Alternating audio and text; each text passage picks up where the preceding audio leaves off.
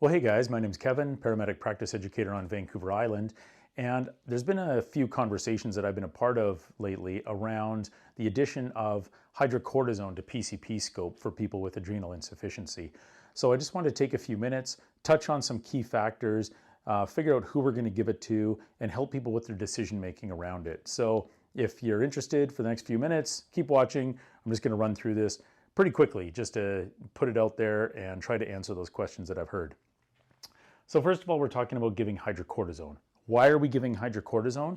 The easiest way to think about it is we're giving hydrocortisone to replace cortisol in people who don't have enough cortisol in their bodies. So where does cortisol come from? I'm really glad I asked myself. So where it comes from has to do with what's called the HPA axis. And the HPA axis is just a term that's used to describe how the body responds to stress and eventually releases cortisol in response to that stress. So the H stands for the hypothalamus at the bottom of the brain. The P stands for the pituitary gland, which is sitting right near it. And the A stands for the adrenal gland, which is nowhere near it. So what happens is, in response to stress, the hypothalamus will release something called corticotropin releasing hormone, which tells the anterior pituitary to release adrenocorticotropic hormone. Don't remember those terms, don't care, probably won't help you in the short term. They're there if you want them, or you can look up a good reference that I'll give you at the end actually. ACTH from the anterior pituitary goes and tells the adrenal gland, which is sitting on top of, that's a kidney, just in case it wasn't clear. The adrenal gland is sitting on top of a kidney, and the ACTH from the anterior pituitary tells the adrenal gland to produce cortisol. So in response to stress, the body will produce cortisol, it produces it, and eventually there's what's called a negative feedback loop. When there's enough of it, the amount of cortisol tells the hypothalamus to just turn it off for now, like we're good, you don't need any more. So that's called the HPA axis, hypothalamus, pituitary, adrenal axis. I don't know where axis comes from, just sounds good, I guess. But the HPA axis is the main reason at the base of why we're giving people hydrocortisone, if that makes sense. So the people that need hydrocortisone are those with adrenal insufficiency. And I think that this is where maybe some of the confusion comes in. It's all fine to talk about the physiology and understand the HPA axis, but when it comes down to it, what's the brass tacks? Who do we give this stuff to? The first group that we're going to worry about are those people with Addison's disease. So Addison's disease is a disease where the adrenal gland and the adrenal cortex, the outside of it where cortisol is produced, is broken, doesn't work, and it doesn't produce enough cortisol in response to all of this. So as a result, you end up with low levels of cortisol and people aren't able to respond to things like trauma, stress, infection, anything that puts additional stress on the body. And that can have far-reaching impacts because steroids, glucocorticoids in this case is the class, help regulate everything from blood pressure to glucose uptake to inflammation. There's lots of different effects of cortisol in the body. People with Addison's disease, when they end up with this low level of cortisol, can have certain signs and symptoms. These signs and symptoms written down here, these are kind of the ones that we're worried about on scene. Low blood pressure or shock, a low blood glucose, pain, specifically like abdominal or leg, back pain, altered LOC, and dizziness. Some of these are pretty non-specific findings, but when you put them together with a history of Addison's disease, especially in those who have had a recent infection or trauma, even emotional trauma, anything like that can precipitate what can be called adrenal insufficiency or an adrenal crisis or even sometimes an Addisonian crisis. And this is specifically for those people with Addison's disease. How do we know if they have Addison's disease? That's going to be a finding in your history. You're going to get that from the patient or from family, medical alert bracelet that you found on your RBS when you did one, or maybe a chart from a care facility or something like that. The next group of people, and this is where some confusion comes in, is those people that are on long-term steroids. Now, people with Addison's disease might be on steroids to help replace this cortisol that they're missing, but you can also end up on long-term steroids for lots of reasons. Maybe you have chronic inflammatory problems like bowel disease or COPD or arthritis or something that the physicians figure you should be on long-term steroid therapy. A lot of the reason for that is that the steroids act as an anti-inflammatory. And so that anti-inflammatory property is why people are on these steroids a lot of the time. When people are on long-term steroids, what happens is you're popping the steroid pills every day. your adrenal cortex kind of goes, meh, I don't need to do anything. So it just kind of like tones it all down. It can actually atrophy a bit and doesn't produce as much cortisol. Even in people who don't have Addison's disease, if you give them long-term steroids, your adrenal cortex isn't going to work as well. The issue with that is that if you suddenly stop taking your steroids, or if you have like an overwhelming infection or trauma or stress, the cortisol that is being produced by the adrenal cortex isn't enough to handle what's going on, right? It's just not able to ramp up and produce enough cortisol in response to that. It can't just all of a sudden take over and produce enough cortisol if you suddenly stop taking the steroids you've been popping, or you can't, it can't just ramp up in the setting of big infection or trauma or stress. The third reason you can get an adrenal insufficiency is from pituitary badness. Again, I didn't even bother looking up a fancy word for this because I think it's going to be pretty rare. I can't recall a time where I've ever come across it, but it's good to mention somebody with a pituitary disease, again, that you'd find in your history, will not be able to have this part of the HPA axis working for them and will still end up with a cortisol deficiency.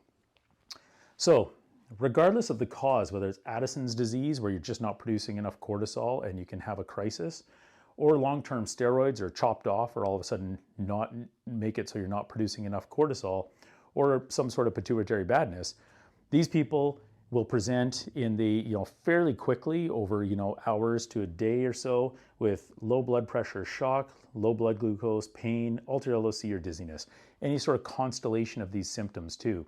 Obviously, the main threats are going to be people who are hypotensive and in shock and look shocky, or with low blood glucose. Pain can be a common complaint as well. Any of these, especially tied to these two things, boom, hydrocortisone, give it, it'll be good. Now, hydrocortisone is a mandatory clinical consult, so that's a really good chance to sort of run through it and make sure we're not missing something or that we're doing it. But really, if you have a history of these things, some constellation of these symptoms, and you give hydrocortisone, you're not going to be wrong. So don't keep that fear from holding you back. Make the call and give it, especially in people who are shocky or have severe pain or low blood glucose. They need the hydrocortisone, and that's why it's on CAR. This doesn't happen every day. There's not like a ton of them out there. You're not going to do this call every day.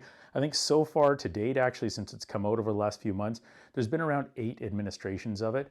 2 people with Addison's disease that have been the right thing to do. So it does happen out there provincially. Again, not every day, but keep your eye open for it and don't be afraid to use it, okay? You're not going to hurt somebody with this if you're sort of sticking to these rules and you do the mandatory consult. Yeah, so that's kind of what I wanted to cover, is just the quick signs and symptoms, sort of the historical findings that you'll get, and here's a little bit of the why. We're basically just replacing somebody's cortisol so they can respond to stress a little bit better. Thanks very much. I'd actually just like to take a second. We're just going to, through the magic of television, I'll just edit this, and I just want to come back and we're going to talk about how you actually give the Solu-Cortef. I think there's some references out there and some videos. I just thought I'd cover it again for completeness and give you my sort of tips and tricks. So let's just go over how to give this once you've decided that that's the right thing to do. Thanks. All right, guys, let's just go over how to actually administer this, because I think it's good to just sort of touch on this and all the steps. So we're talking about this guy. It's kind of recognizable. It's called Solu-Cortef is the brand name. It's hydrocortisone. And when you look at the bottle, it's 100 milligrams, which is the dose. So you don't have to do any drug calculations. This is the dose, 100 milligrams. And it's 50 milligrams per mil. So there's 2 mils of solution in here that we'll be drawing up to give the 100 milligram total dose. So let's just go through it right from the beginning, actually. So these people need an IV. So we're going to be establishing an IV. The gauge probably doesn't matter so much, but keep in mind that these folks might have a low blood pressure and shock, so some fluid replacement is probably going to be necessary for these folks as well.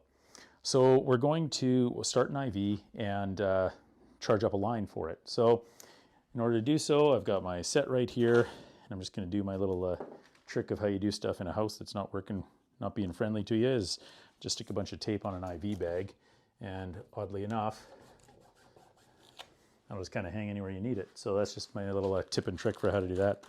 So you take your tubing, which is perforated, if you didn't know that, and you're fighting with these things, it just rips apart nicely on the side.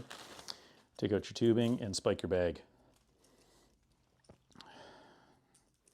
I prefer having my actually roller clamp up at the top here near the proximal port just to make my life easier. So I'm just going to roll that clamp off. I've got my end and my cap here, and I'm going to go ahead and spike the bag by removing that, and go ahead and spike the bag. Of course, fill your drip chamber and prime the line.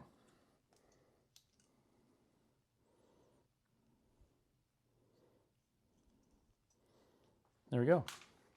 So once that's done, we've got our bag hanging and it's running and your IV is hooked up to your patient.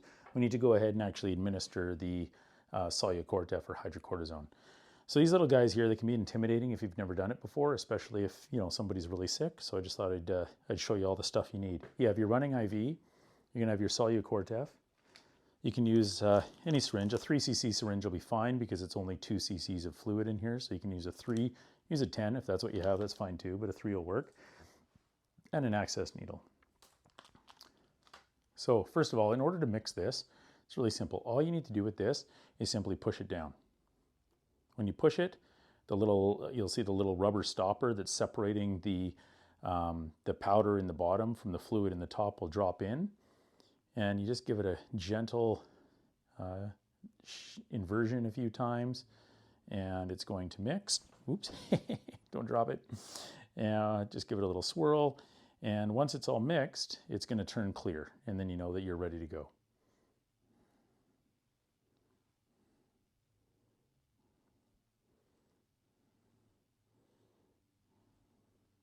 If it doesn't turn clear right away, I've seen this a few times, it's usually just a bunch of air bubbles in there. Just swirling it rather than shaking it. You don't want to give it a vigorous shake, but you can just gently invert it a few times, or just swirling it is a good way to go ahead and do it. And this is still a little bit cloudy. I don't know if you can sort of make out that it's a bit cloudy in there still, but that's just going to, I'll show you again in a minute and it'll be clear. So once we've pushed this in, now we're ready to actually draw the medication out. There's a little cap on the top that you can just pull off. See, just a little yellow piece just pulls off, and there's a rubber stopper right there through which we're going to get the medication.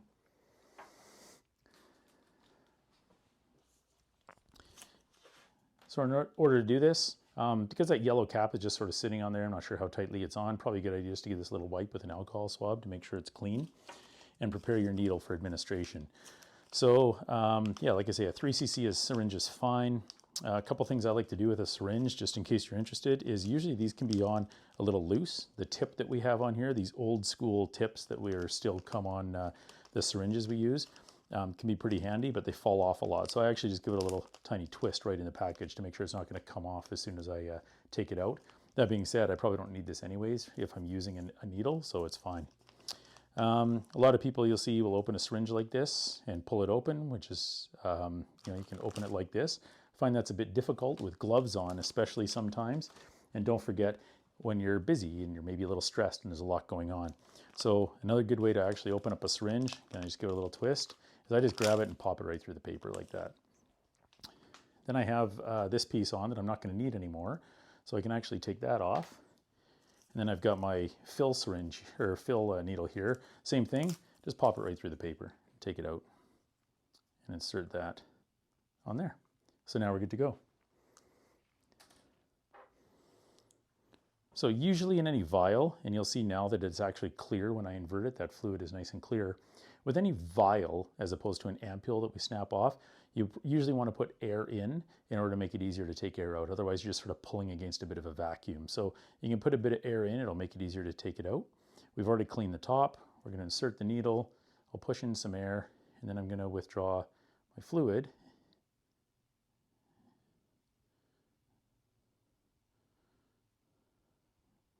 And get my 2 cc's of medication. So at this point, you want to be careful if you're recapping anything. I mean, this is a clean needle. It hasn't touched anything, but of course you always want to be careful. You can put it on a table and do it, but you also just want to be very careful of sterility and stuff. So I'm just going to do it this way. I wouldn't recommend it if your hands are shaking or anything's going on, but it is a clean needle, so that's good, but I don't want to poke myself in the meantime. So just to show you, we now have a nice clear 2 cc's or 100 milligrams of hydrocortisone, and then we just want to push it. Our IV is running. Maybe we're giving them a fluid bolus if the patient is hypotensive, and then we just want to administer the hydrocortisone. How do you do that? Pretty easy. Just remove that, lure lock, you got your fluid running, you're just going to give a swab, insert it in the proximal port, and go ahead and push that in. And you're done. Let that run in and you're good to go. You've given 100 of hydrocortisone. They're going to feel like $1 million. High fives all around. So there you go. I hope that was helpful. Any questions, please reach out to a practice educator. Thanks very much. See ya.